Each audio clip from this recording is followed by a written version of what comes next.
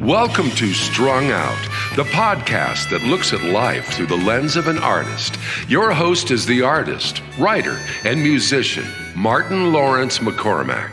Now, here's Marty. Welcome back to the Respect Perspective. I am with Marcus Gentry, also known as Dr. Respect, a name that he has been given by people who have had the pleasure of having him give his talks about respect. And you are well respected, which is nice. You've been picked up by a lot of different agencies and that to talk. I have. And so that's why we're here with him, because there's so much. The world needs respect right now, and one of the things that you and I have witnessed in this at the time of this filming is and we want to use this angle when we talk about goal setting. Okay. Is the fact that we had a tragic loss of life of 67 people in an instant. Yes. Right? In an instant. And I don't know about you, but that did hit home with me, that idea that that could have been me. And but also that idea of like those people that were on that plane or in the helicopter that had their lives snuffed out in an instant, they all could have been at different levels of being at peace with yourself. Absolutely. You kind of say the ultimate goal of this whole thing is to come up with an understanding of being at peace. And I want you to maybe start this podcast expounding on the crash, and how that notion that we seem to live with the idea that our time on Earth is infinite, but in many ways it's very finite. And so what you are teaching is something that we need to put into practice in the now, rather than trying to say, oh well, I will get to this later. Right. Yes, you're absolutely correct. It's about valuing each and every moment that we have. And every once in a while, so much can be said about this. Every once in a while, we get reminders of that could have been us. Right. Every once in a while, we don't know what we are avoiding because we were delayed in traffic. We don't know if we had been moving faster, what we would have run into. If we had went to the store earlier, if the car in front of us had moved faster. We don't know what we have avoided, what tragedy or disaster we may have missed because we were delayed somehow. So every once in a while we'll get a reminder of how close we could have been. We'll see something on the news, say, man, I was just at that store. Yeah. I was just on that highway, or man, I was just on that plane. My cousin told me about the accident, the plane crash and helicopter collision, that he was just on an American Airlines just a few days earlier that traveled that exact same route. Oh wow. So it makes us value every single moment that we have, because at some point there are things that seem to be constant. We will evolve, we'll expand, and then we'll expire, we'll transform to another state, however you look at that. And that happens to everybody who's been on the planet. The question is, how are you living your life up until that moment? There was a guy, millions of stories obviously, there was a guy that I know was a good friend of mine, and he was in the hospital, and he had just had a surgery, and they were going to find out if the surgery was a success. And I asked him while he was in the hospital, I said, man, how you doing, man? Are you doing okay? He said, man, I'm doing good. He said, the doctors are doing everything they can. He said, but you know what? I'm good how it turns out. Oh, wow. I'm okay. And that was the first time that I ever heard so clearly from someone that I know saying that however it turns out, they're good. Yeah. He was at peace. He hadn't given up. Right. He was not suicidal. Okay.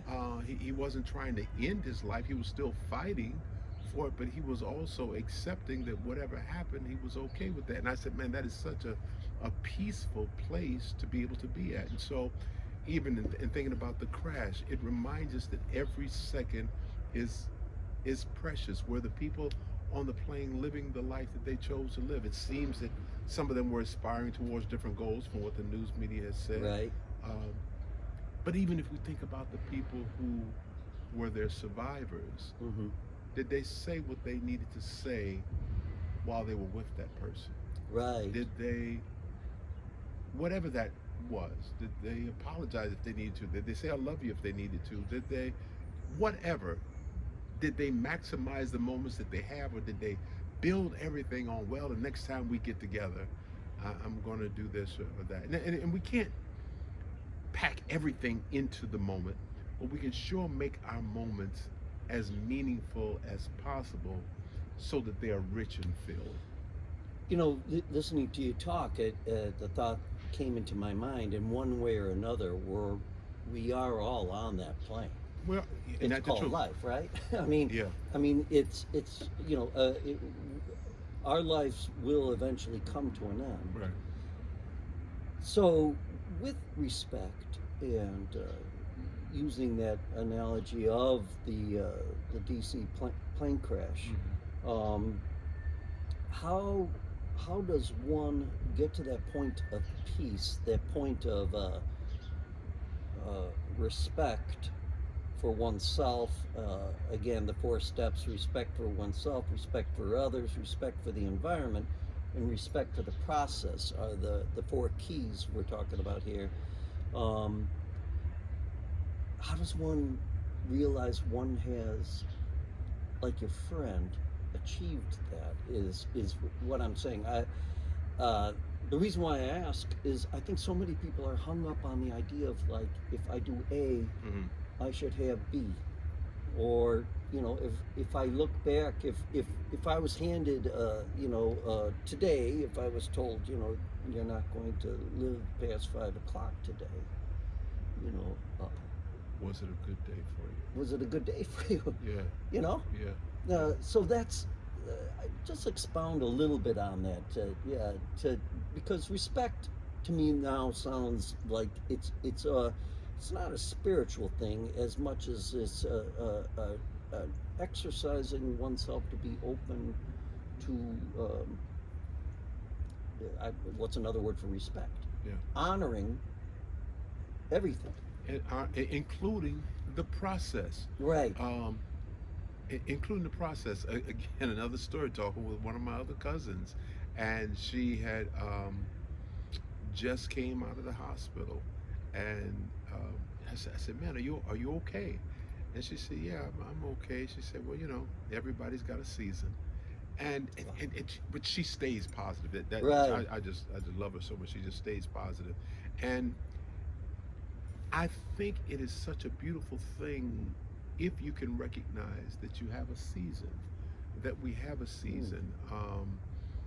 Because so many people have a difficult time accepting that their season will end at some point, they embrace a lot of concepts and ideas and things that might make them think their season is going to last on and on and on. And so they don't really give the best that they can because they are believing in another season of life. Right. But when you can accept Wow. that your season will end at some point, then you'll do what you can to maximize the season. We're out here now because we realize this season is going to change. Right. So we're maximizing, we're taking advantage of the time that we have That's a great point. while it's here Yes. right now, knowing this season is going to change. And so it's doing what we can while we can, because at some point something's going to happen. My dear friend Big Bob used to say we're all going to have a suddenly, and where suddenly something is going to shift. You're going to get email, text, phone calls. Something is going to happen, and I now say we're all going to have a moment where everything happens at once. It's going to feel like that. Yeah. The washing machine goes out, the roof starts leaking, the car's got a problem, you get sick. It seems like sometimes everything happens at once. One diagnosis after another diagnosis, and I think the remedy for finding peace and with respect has to do with knowing what it takes to cause a person to be centered regardless of what happens. Mm-hmm. Be grateful for the life and existence they have regardless of what happens. Setting the tone. So with a practice, so we talked about Sure. goal setting and things like that.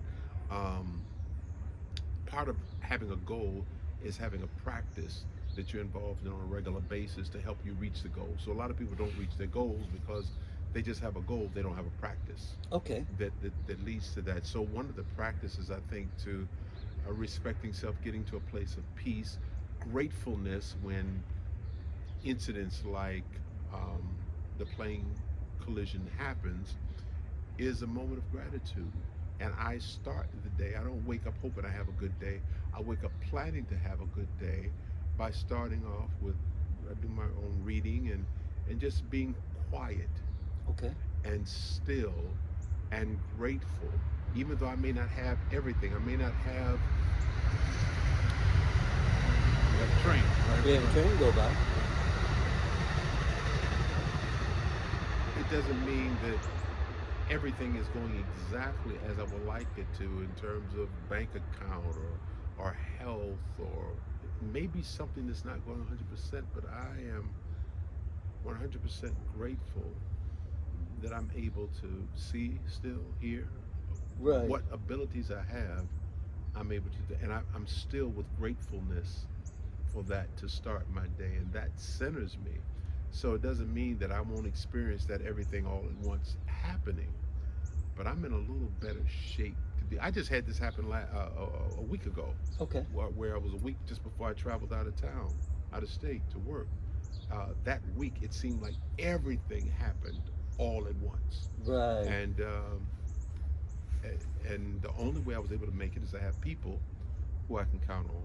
Okay. I have places that I can go to center myself, and I have some things that I can do to help me be at a good place in the midst of the chaos. Was Rudyard Kipling, from his poem "If You Can If. Keep Your Head When All Yeah. About You Is Losing Theirs." And so that's a challenge, but but I didn't wake up at that place. I had to evolve to that place with very intentional efforts. Let's take a little break here and come back and further mine what you're talking about, because I think it's right there. The what you just talked about, waking up in the morning and saying, "Okay, quiet." I go through my gratitudes, or whatever you want to call it, Mm-hmm. my listing of Mhm. gratitudes. I do a little reading. Mm-hmm. So you are practicing. I am. You're creating a practice of setting yourself up for respect. Exactly. Okay, got it. And that, I think, is something that might help a lot of people in this very tumultuous world, because there's so much coming at you. And let's keep along on this, because I think you're onto something here about people trying to get centered, and and because of the centering is what's necessary to be able to practice the whole notion of respect. It is. Okay. All right, we're going to take just a pause, and we're going to be back with more of Marcus Gentry, Dr. Respect. We're on the Respect Perspective, and you are also on Strung Out. Don't go away.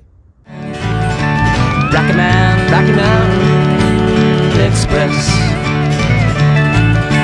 coming home for good this time, home for good this time.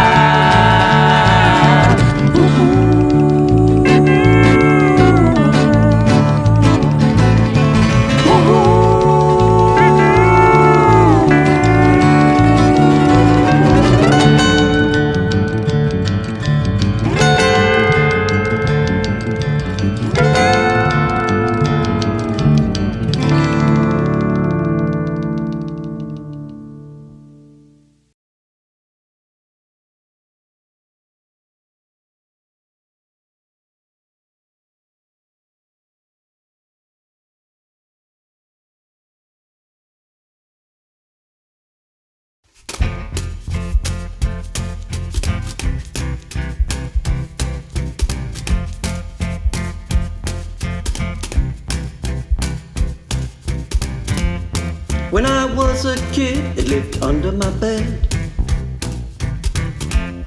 When I was older, it lived in my closet. Nowadays, it likes to live in my head. There's just no way I can dodge it. Fear is a friend and a foe. Fear, it's with me wherever I go. We know fear, a foe but a friend, and it's gonna be with me to the end.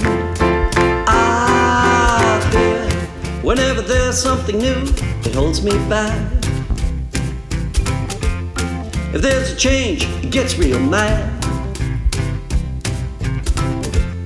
When I wanna leap, it attacks. How can something so good be so bad? Fear is a friend and a foe. Fear is with me wherever I go. We know fear, a foe but a friend, and it's gonna be with me to the end. I fear.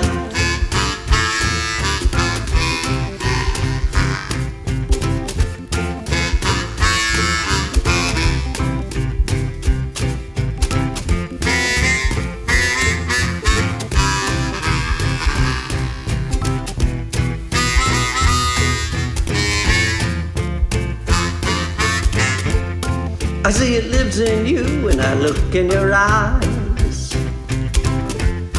Let's work together and find a way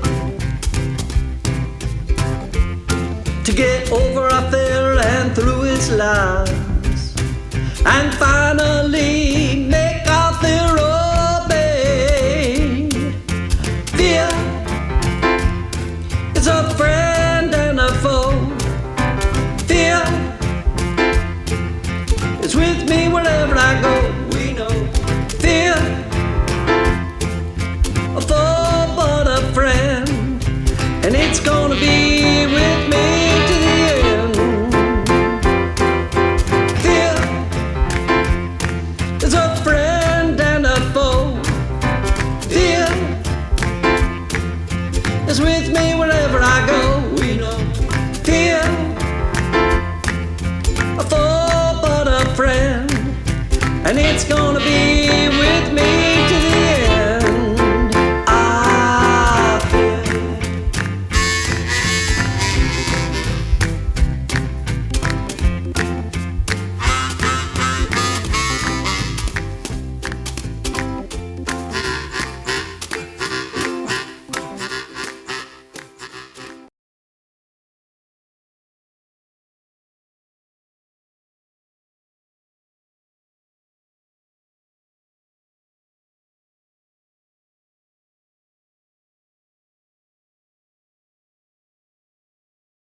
And we're enjoying this beautiful day, We are. and I'm grateful for that. Uh, and we are talking about the exercise, the planning of getting oneself into a state of respect, a respectful mindset, I guess. And with Marcus Gentry here, and Marcus, you know, the analogy of the plane crash, and the idea of wondering how many of those people woke up that morning and did what you do every day. Mm-hmm. One wonders, Yeah. you know. And again, every once in a while, we get reminders that could have been us. Yeah. Now, there is something that interferes with that reminder, and I think it's important that we examine that interference. And that interference, because to get that reminder, you have to be still to process what happened. Then you can put it in perspective, then you can do something with it.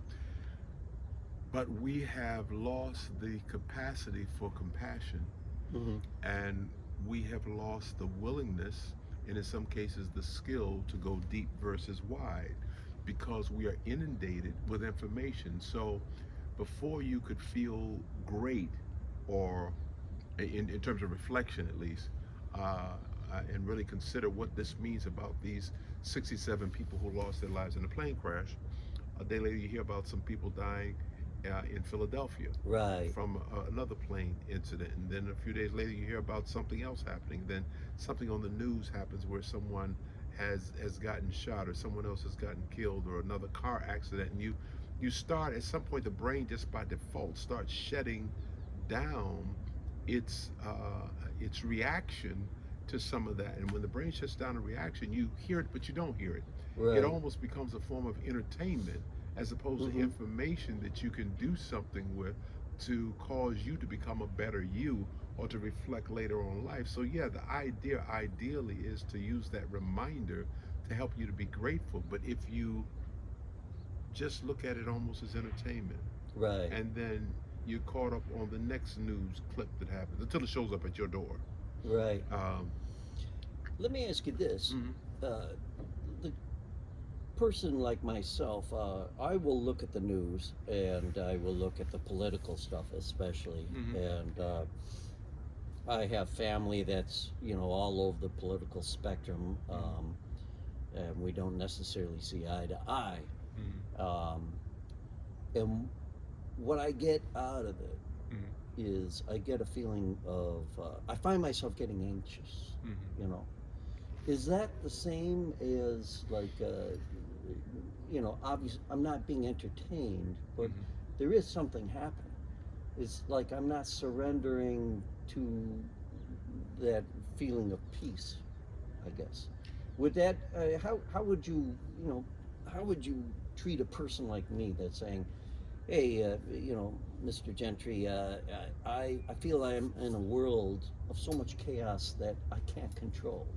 Mhm. People go out of their way to control things. They do. But you're not talking about control. Right, right, and it's important to know what's your business and what's not your business. And sometimes we can get frustrated, overwhelmed, anxious about something that's not our business.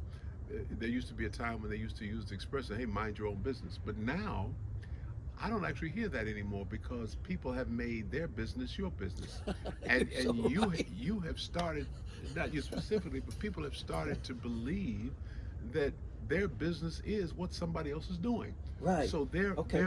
they're not only reading comments on social media, they're reading the comments to the person who made it's not their mail. It used to be, again, a time when someone get mail and they say, "Hey, oh, this is addressed to you. This is your." Right. Now you read other people's mail, How how and then question, well, why did they send you this? Well, it wasn't sent to you, so you right. didn't have. So the problem is sometimes that we are confused about what's our business and what's our job, to try to control somebody else. And my close friend for many years, he and I came up with this analogy of life as an amusement park, Okay. and everybody has their own ticket.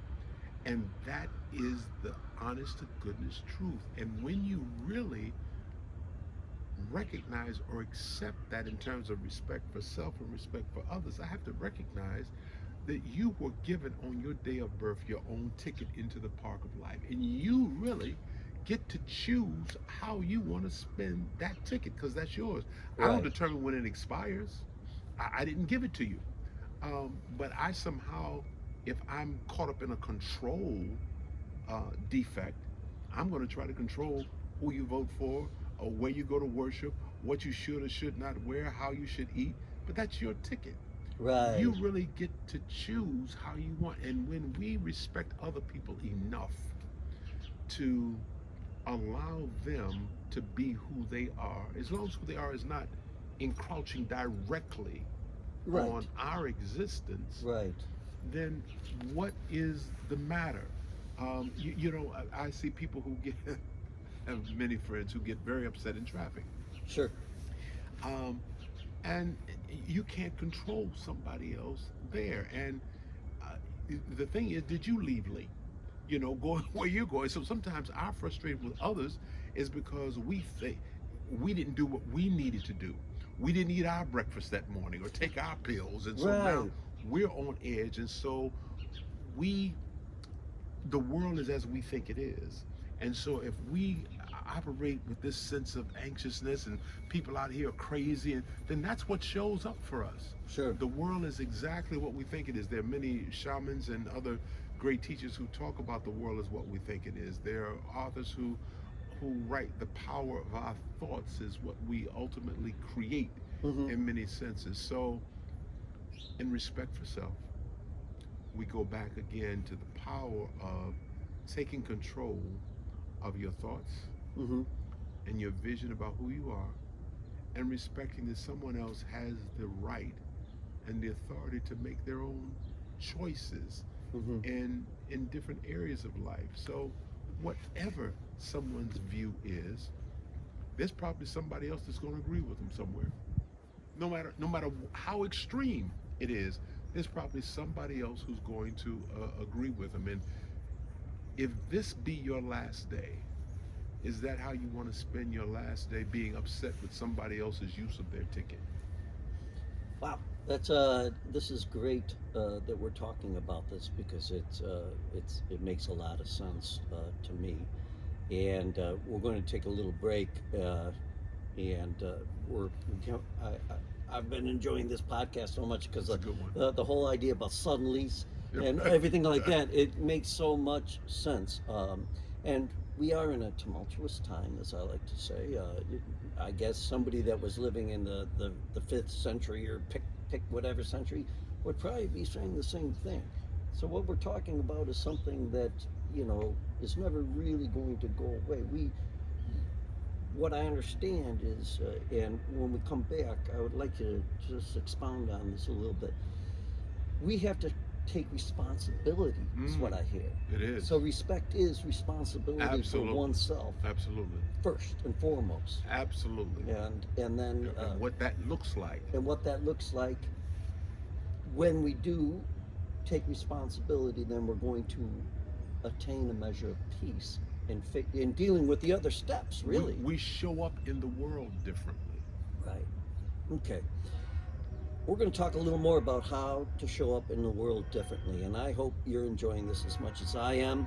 We got the train horns blaring, but it's Yes, we reality, do. man. You're on the Respect Perspective with Marcus Gentry, and again, his website is marcusgentry.com, and shoot some questions. We'll be on the next podcast. We'll be reading some of those questions that we've been receiving. You're on Strung Out. Marty Fine Art fans, we have a painting for you, and that is the latest in Martin's Plein Air Art series. This was a painting he did while on tour with the Switchback Tropical Mystery Tour to Tulum, Mexico. It is the ancient Mayan temple of the bee god. Rendered with beautiful colors, this painting can now be a print for you to enjoy with a mug, a t-shirt, or hanging on your wall. It is for sale at martinmccormack.com. Just follow the prompts and order your merchandise today.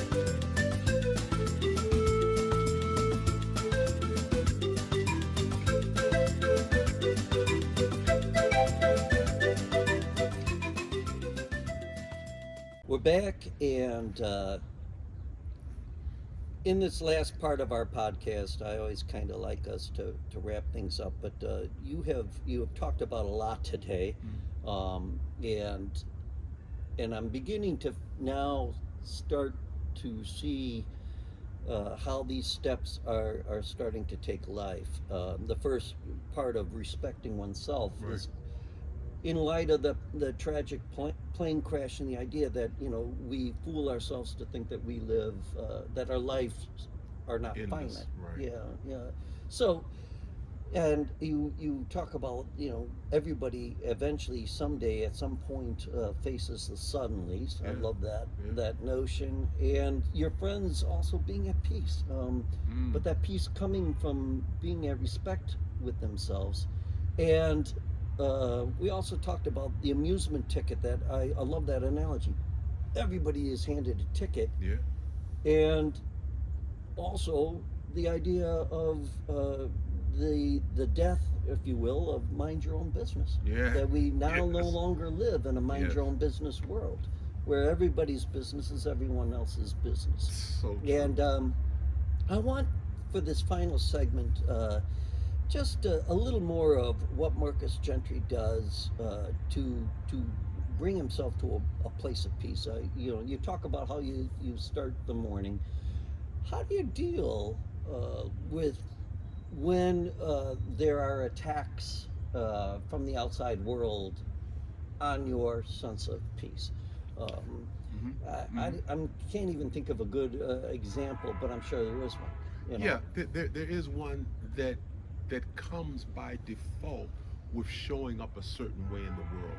So, as another analogy of fishing, so okay, they say that if you want a certain kind of thing, then you use a certain type of bait to attract that. So, I have thoughts about this law of attraction. There's value there, but I have a lot of thoughts about it. But so when you show up a certain way, you attract some of what it is that you are looking for just by right, showing up a certain way. But if you use the analogy of fishing and you fishing for a particular kind of fish, yes, you will attract that, but there are also scavengers right, that will come and eat anything. right, And so you will by default also attract the scavengers that are just looking for something to eat. That's it. So as a good fisherman, you have to know how to get rid of those things and continue focusing on the things that you're actually searching for. okay, Same thing happens in my life and in the life of others. When you become a certain person, you will attract people of like minds, but you'll also attract toxic people. right. You'll also attract those scavengers and perpetrators who are out there as well. So, how you stay centered is developing insight and courage. Oh, So, the insight to be able to see people as they show up, not as you would like them to be. And sometimes our emotions can cloud our ability to see people as they are. Our hmm, desire for something or our hatred of something keeps us. Emotions can cloud our vision. sure. So it is great when we can be still long enough to develop the insight to discern what is this person showing me? Who are they? And if they are the kind of person that helps to enrich who I am and uh, is valuable to me and I can add value to them, then I can embrace that individual and we can embrace each other and grow stronger together. If not, Yeah, I go ahead. have to have the courage to set the boundaries of knowing when and how to say no. Wow, that's brilliant because so many people don't have that courage, I know. I and know. that's a big thing. That's It's and major. what was going through my mind when you're talking about that, I was thinking like, so in other words, to respect someone doesn't mean you necessarily have to like them. No, no, no. It could be somebody that is, could be detrimental, let's just say, to your health, your emotional health, or whatever. But respect is having the courage to put that boundary in place to say, your ticket's your ticket, Right. my ticket's my ticket. Right. You can respect them as a human being. You can respect that they have the right to choose what they choose to do. But because you Hmm. respect yourself and you know what would be detrimental to your wellness, you can respect them by setting proper distance Hmm. to allow them to continue to be who they are, you to be who you are. Is the practice then of gratitude, mindfulness, being centered in respect for oneself, being at peace with oneself, that sounds to me then that is the first necessary thing you have Absolutely. to do Absolutely. in order to take on the world, you, you really. you have to be able to center yourself and it's a process to grow to develop the courage and the strength, because everybody's not going to like you for setting certain boundaries. It's easy to set boundaries with people that you don't know. Well, I'm not going to let them in my circle, but there's some people who are in your um, who are close to you by default. Maybe you have the same last name, or maybe you go to the same church, or you're in the same political organization, or you work at the same job, or wear the same kind of uniform. So there are certain things that will put you in relative proximity with other people. It's easy to set boundaries for people you don't like. It's more difficult to set them for people that you are family with, to Right. some I mean, extent. that's. I was just going to ask you. So, Marcus, then what do you do with those people that you can't escape? Right. You know, Then you that have get to, under your skin absolutely. Then and you push have, your buttons. You know. yeah. Well, you have to make sure that you don't give them access to your buttons. You Right. know, so you know that there's some people who will do that, and it's easy to get your buttons pushed if you're not centered and grounded where you are. Hmm. But if you see them coming, Right. then you know how to prepare yourself. You know when this person shows up, they're going to say this, they're going to do that, they're going to do these things. So I can't avoid them, but I can set how much time I'm going to spend with them. I'm Oh. going to be here with them for another 10 minutes, and no matter what, they can do that for 10 minutes. Right. You know, there are some people who call me that I know that are on a time limit. You know, because I know that they bring certain toxic elements to the conversation. Okay. There's some people who are not, but when it turns that way, because I'm always paying attention. So really, you are showing respect Absolutely. because you are saying, I know that you present to me a certain toxicity You're right. that you know yeah, and you're not passing judgment. What you're doing is you're just passing boundary Right. to protect yourself and protect that person. Right. And they Because can. too often we let people into our lives then Right. that are going to. I just recently did it where I brought in somebody that I thought, this would be, a nice person to have and blah, blah, blah. But in the back of my mind, Hmm. I had this, there's something not right. And I didn't listen to the something's not right. That's and I a whole didn't story.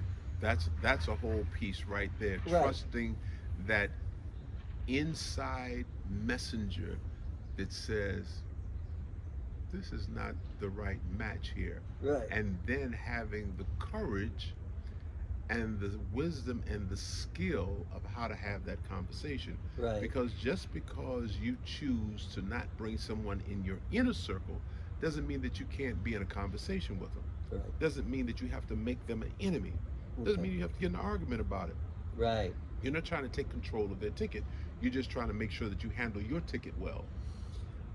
We have covered a lot of great ground here today, We and have. I hope you folks are enjoying this as much as I am, because got a lot of wisdom coming out of Dr. Respect here.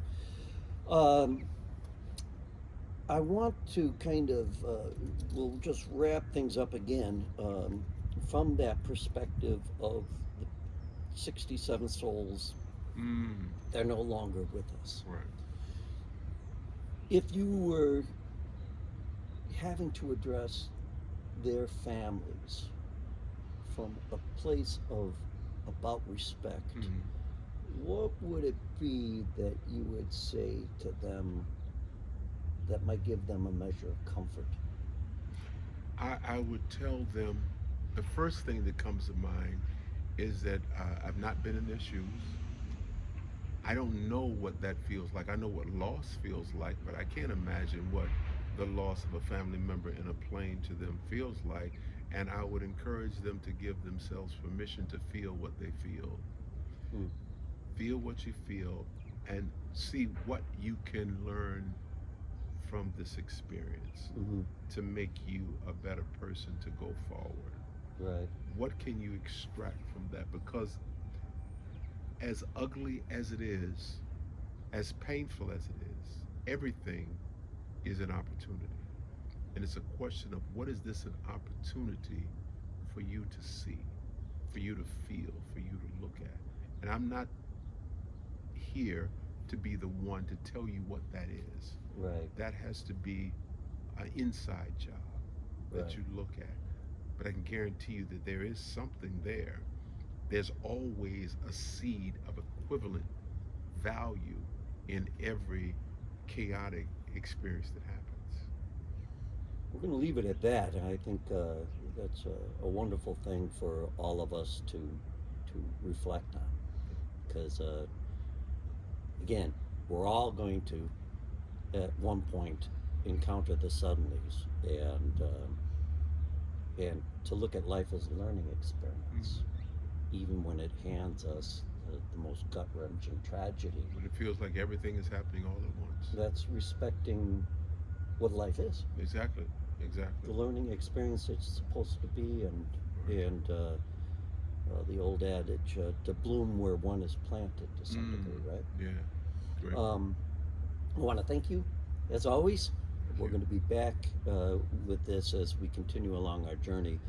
And I want to encourage people one more time, marcusgentry.com, and respect@marcusgentry.com is the email. You can find contact again at the website. I highly encourage you to take advantage of this gentleman who is just a great teacher, getting us to think, really kind of be in touch with our life, feel it on our fingertips instead of just going through the motions, which in this day and age, there's a lot of pressure to go through the motions. So we'll leave it at that.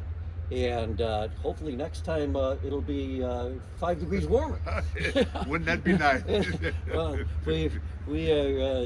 we are enjoying this day, but we're gonna end it there, and we'll be back with more of the Respect Perspective on Strung Out.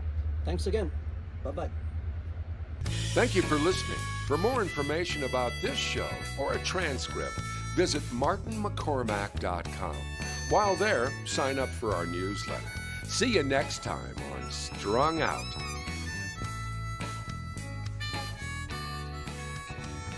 It's all so wrong, this pain we feel makes no sense